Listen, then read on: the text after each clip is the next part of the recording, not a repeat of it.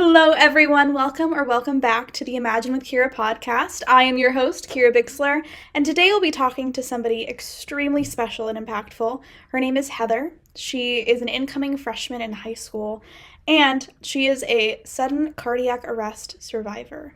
She's now an ambassador for the American Heart Association. I met her during a lobbying day in Sacramento for the American Heart Association, and she's just an extraordinary human being, and I cannot wait for all of you to hear her empowering story.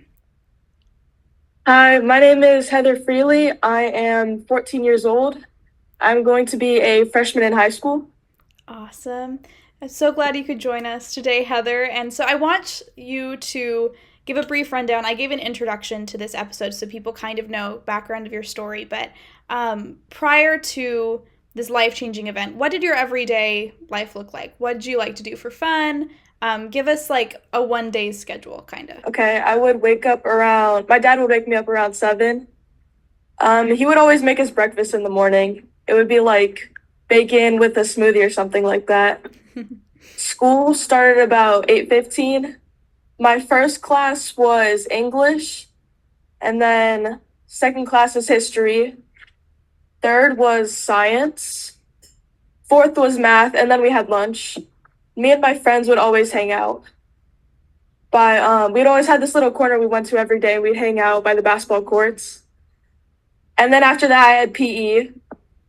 And then my last class of the day was a teacher's assistant, so I would help out little fourth graders. That's so fun. And school would end around 2:50 to 3. After that,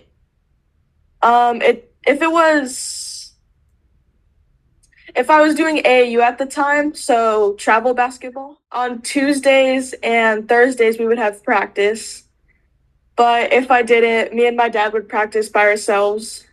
And then it just depended when I went to bed. That's awesome. So I'm so glad people have a little bit of background in your life. I know basketball is a very big aspect of that.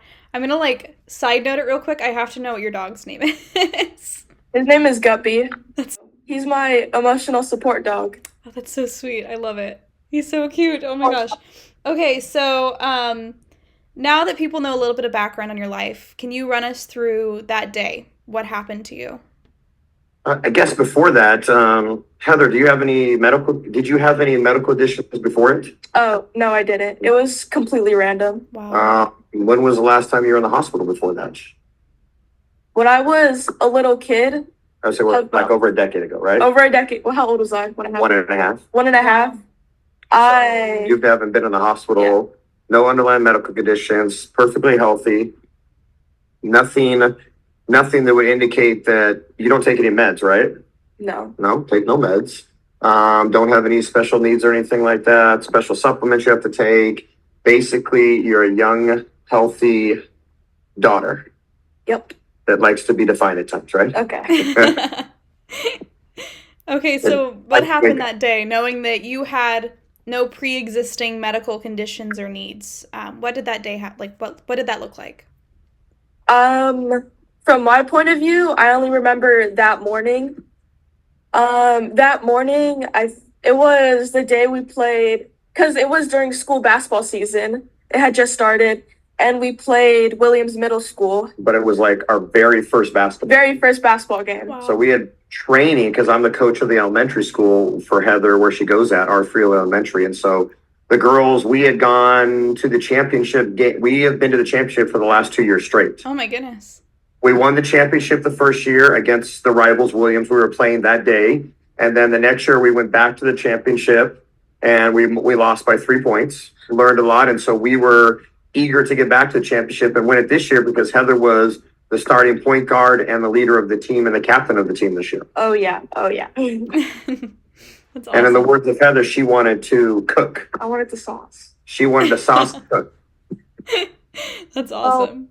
I only remember that morning, since it was the day we played our rivals. I wanted to wear this really expensive shirt.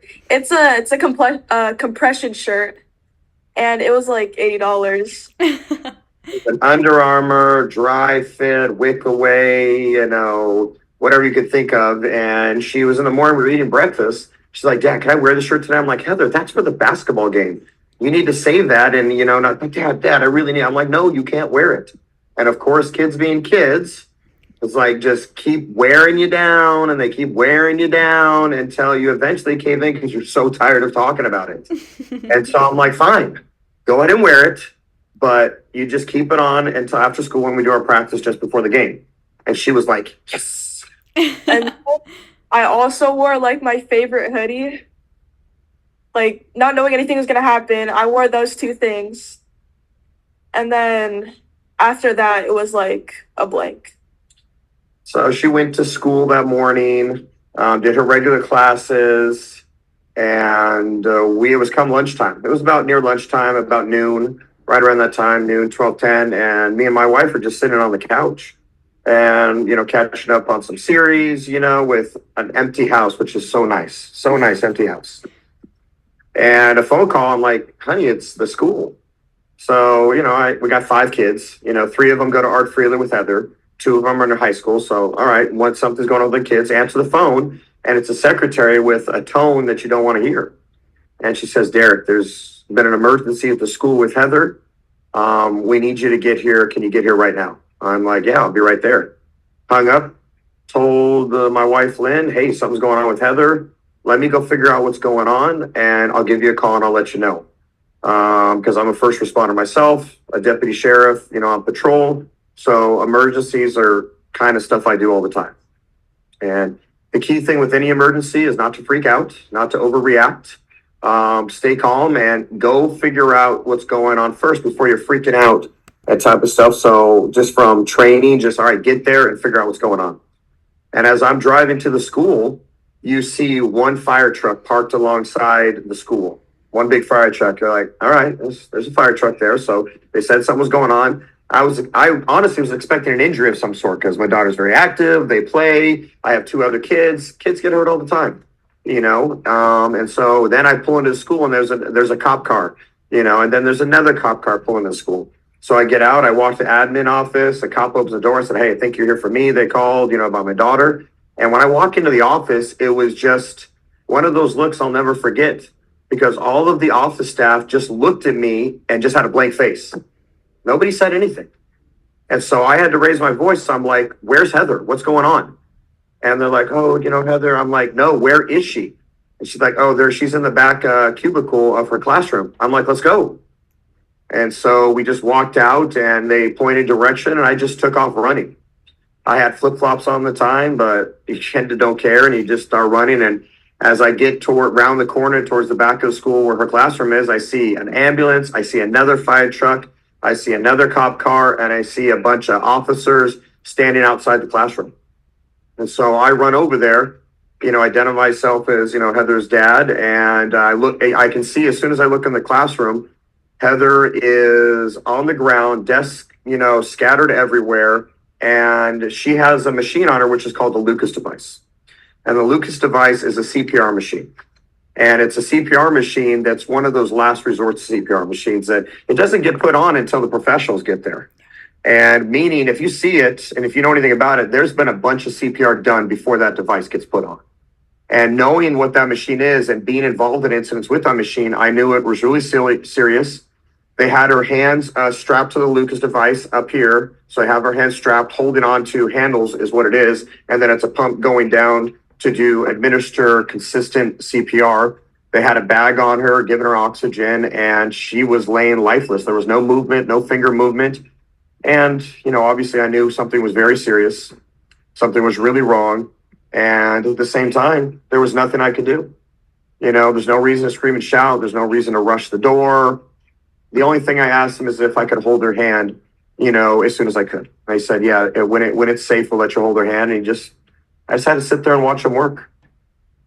And what I didn't know at the time that I found out much later is that Heather died there on the classroom floor.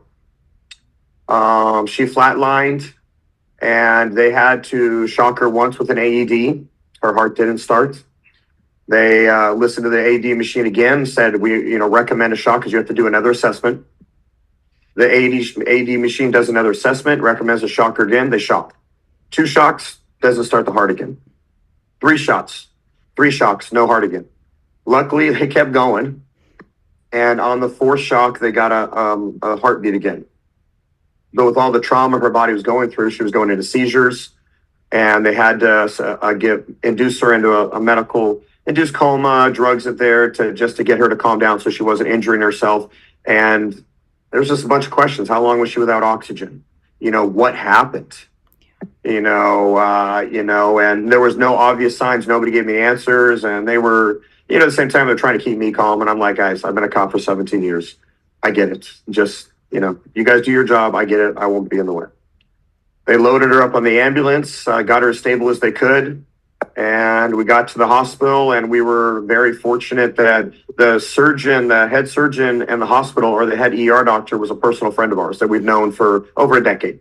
Wow. And when you have a tragic event go on, a familiar face, somebody you trust, really puts you at ease, and especially the safety of your kid, your loved one, whatever's going on. And his name is Andy Sue.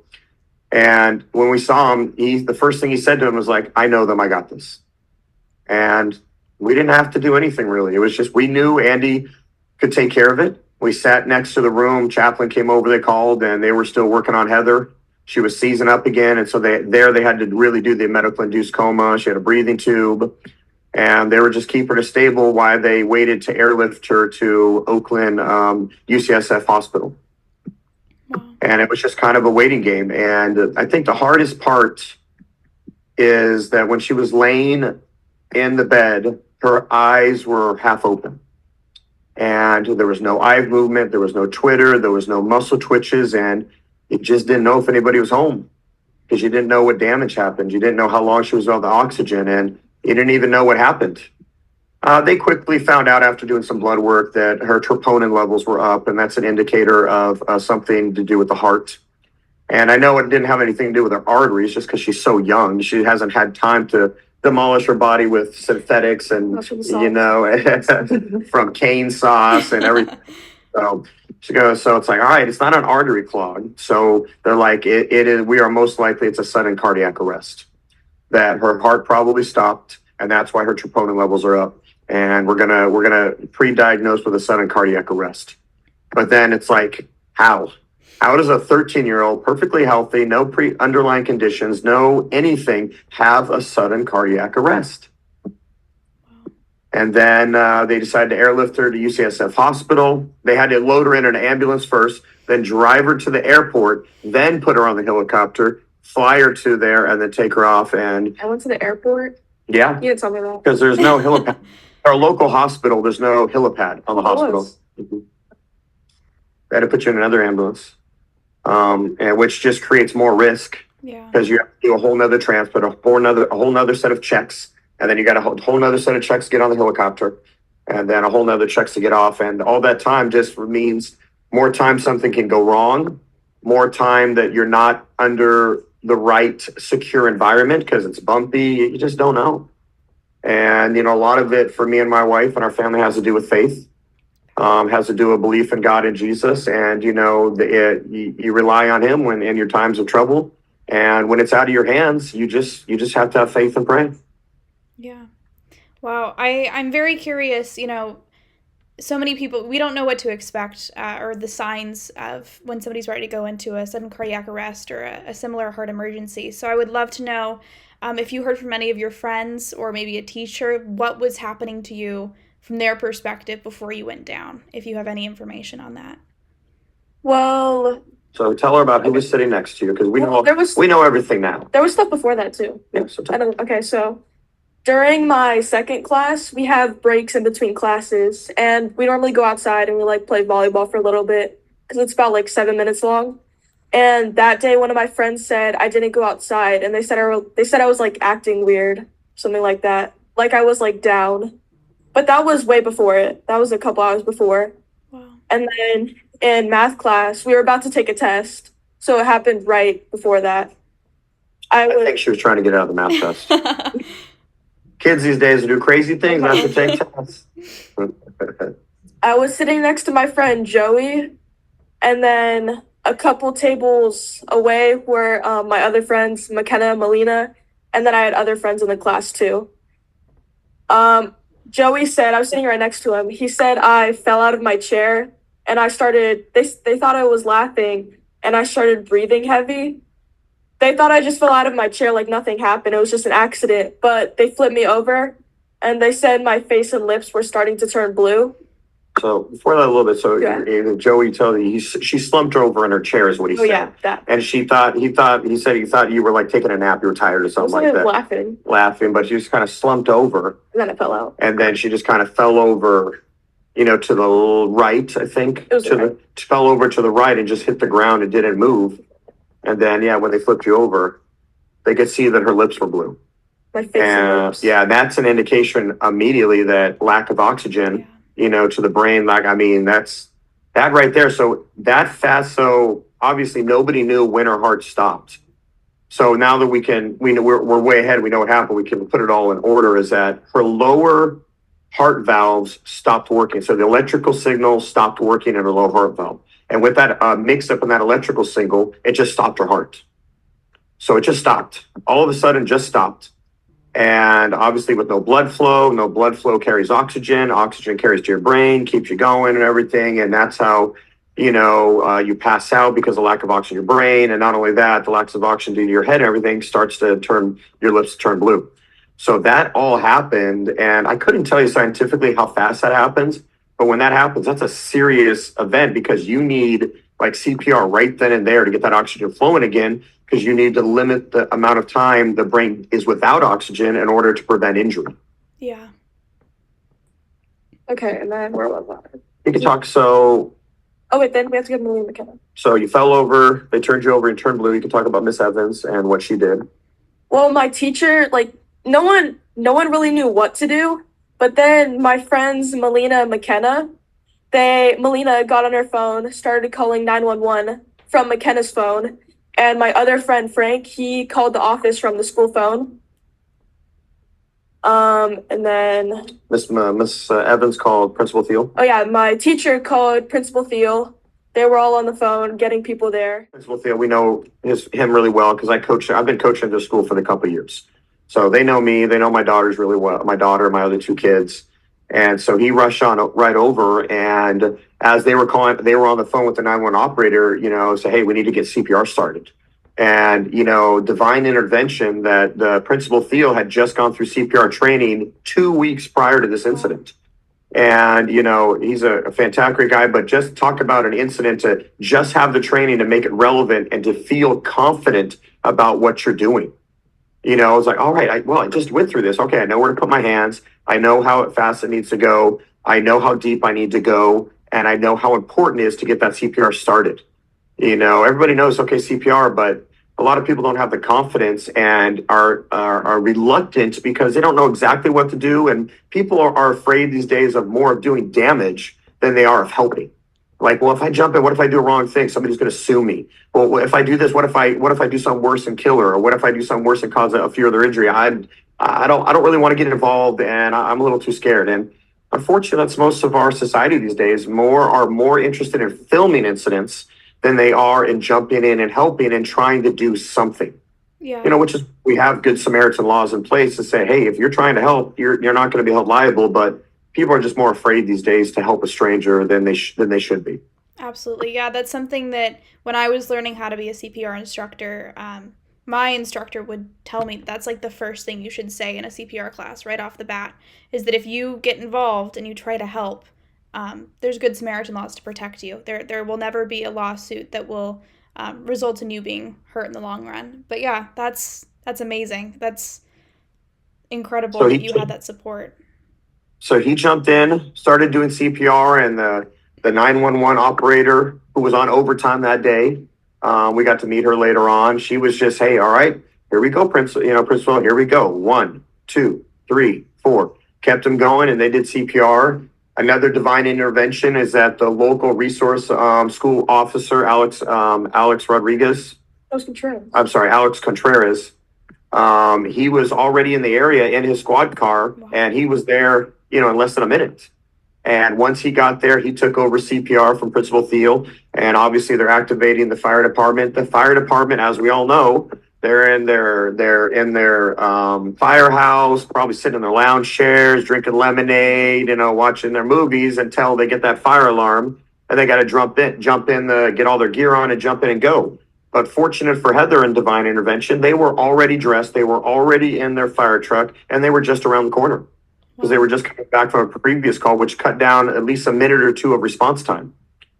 And so they arrived on, and another person took over. They hooked her up to an EKG, gave her breathing, and one of the most important things they pulled out was an AED device.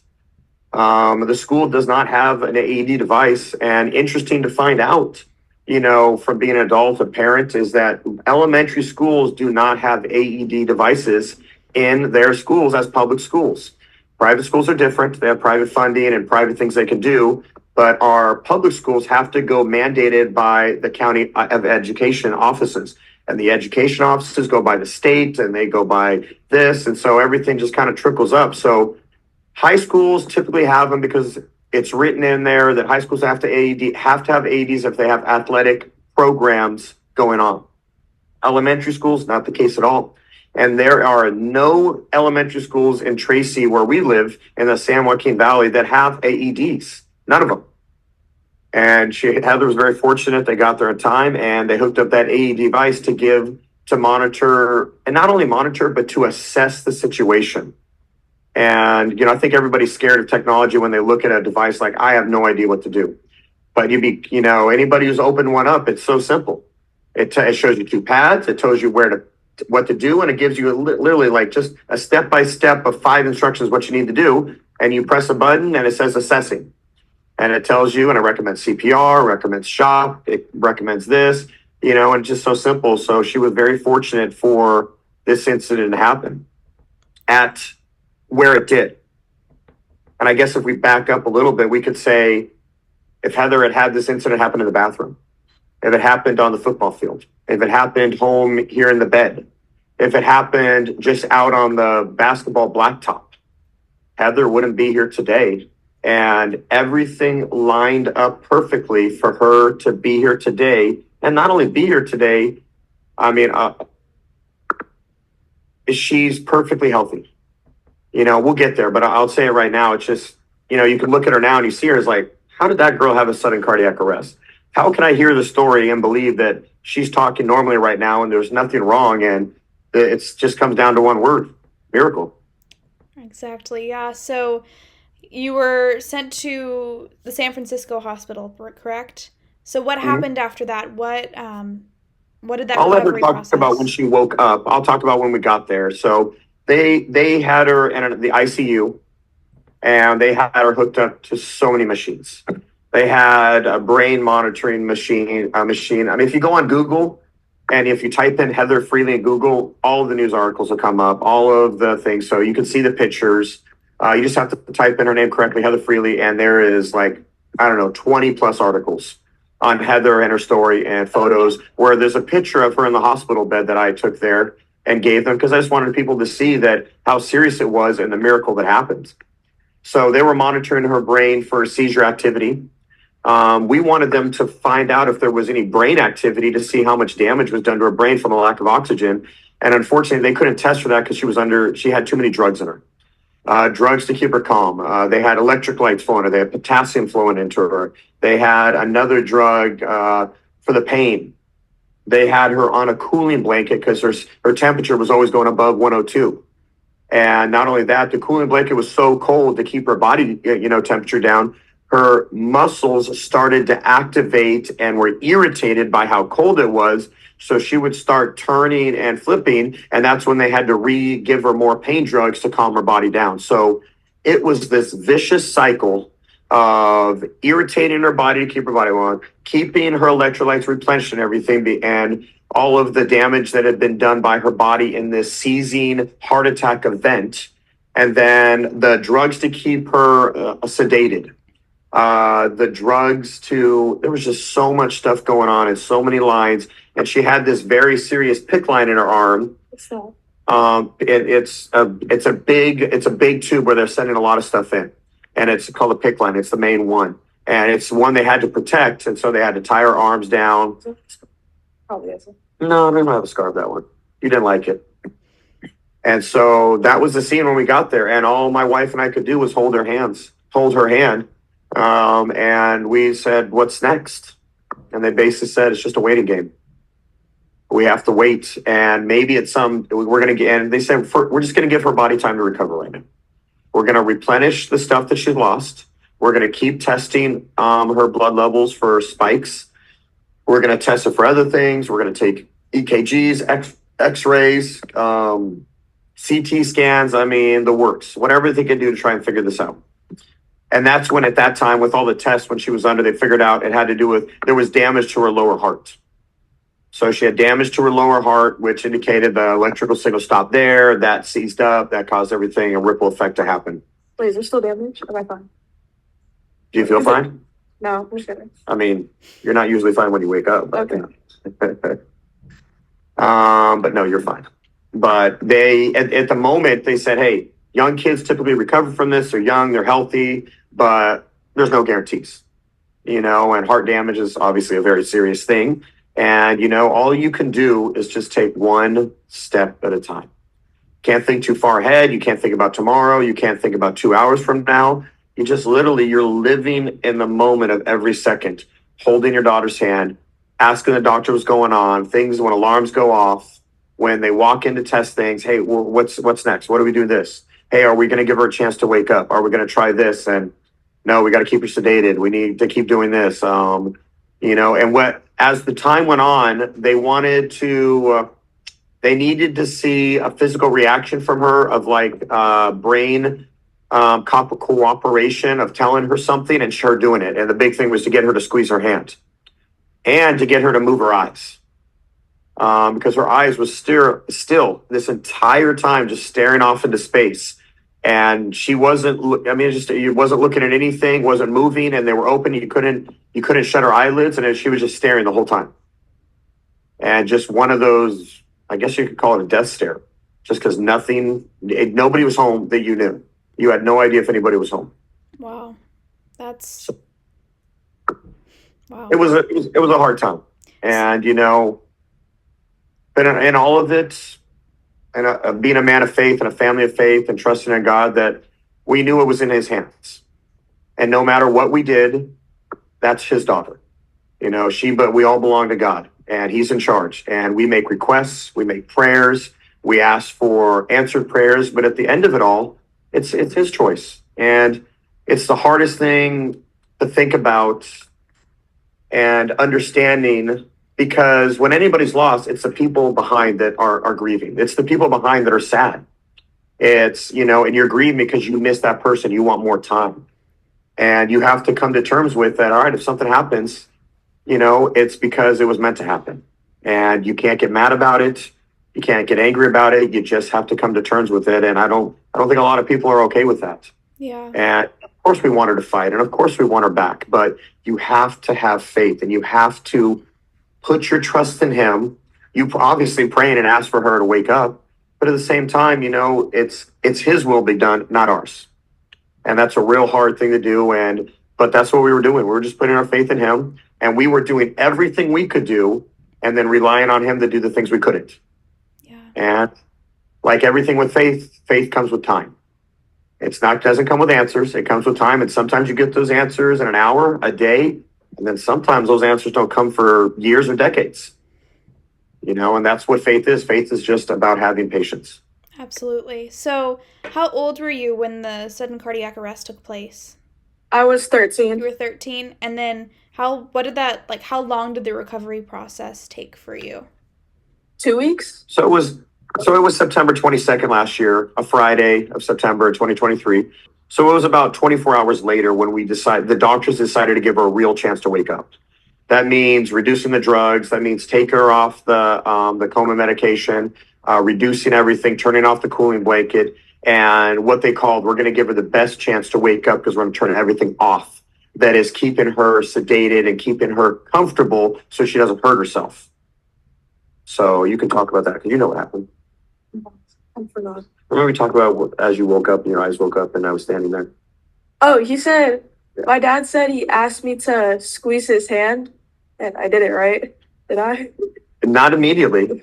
Her body her body was becoming very agitated, and she was just kind of moving her arms around and just kind of pulling them. And, the nurses, myself, we all had to hold her down because she had all these lines in her and a PICC line. And we didn't want her hurting those lines that were helping her. And not only that, hurting herself. And she started having this grunting noise come out, started to come out. It was very lovely. I recorded it to sleep every night. But it's this grunting noise and you're holding her down and I'm just like looking at her and I'm trying to snap her out of it as best you can. And like, Heather. Okay, bro. Trying to get her attention. And it took a while. And all of a sudden though, she moved her eyes. And she looked at me and that just, brought out so much emotion. It's like, oh my gosh, she moved her eyes. Heather, can you hear me? And she was locking eyes with me and she was looking and they started to go around and then she'd lock and I would say her name again in that father, like you're in trouble tone to get your kid's attention. And that very authoritative tone we parents do, be like, this is serious. And she would lock eyes with me again. And then I'm like, Heather, I need you to squeeze my hand. Please squeeze my hand. Heather, squeeze my hand. And it took a while, but sure enough, Heather squeezed my hand. And when she squeezed my hand, I broke down into tears. My wife was crying. The doctor's like, all right, she squeezed your hand. She's locking eyes with you. Let's take out her breathing tube now. All right, let's start disconnecting some things. And we're going to let her continue to wake up because she showed enough signs they were comfortable with taking things off. That, all right, let's give her even a better chance now to continue to wake up and we can assess what's going on. So they took out the breathing tube, which is not very fun. And the most uncomfortable thing that she doesn't remember probably is she had the PICC line in her arm that was feeding potassium into her veins. And that potassium and other nutrients they were giving her stings the veins like crazy. Potassium from bananas? Is that what it is? The element makeup additives. Yeah. What is it? But it stings the veins when it goes in and it's very uncomfortable. And she was just saying, my arm. And we had to still sit there and hold her down, push her down and make sure. And she was trying to grab stuff and she was nowhere near awake or could comprehend other than the fact that she would look at you for like a split second, then look away. She would squeeze just a little bit. Actually, she squeezed pretty good. And so it was just a process. And over the next couple of hours, it was about, trying to get her under control and then to stop moving, to stop trying to rip things out. And we had to tie her arms down. And we just needed to get her to wake up the right way and a safe way in order to allow anything else to happen. Yeah. And so as she woke up, we're fast forward a little bit, they were able to take Almo out and Heather was able to turn and then she went back to sleep and her whole body was just sweating. Her hair, everything was just covered in sweat because her body just was coming out of this traumatic event. She was fighting everything, us, trying to do this. And then like, Doc, hey, we got everything out now. We can just let her turn and be comfortable. We just got to protect one line. So we protected the one line and allowed her to turn and she just went right back to sleep in a good way and slept for a couple hours.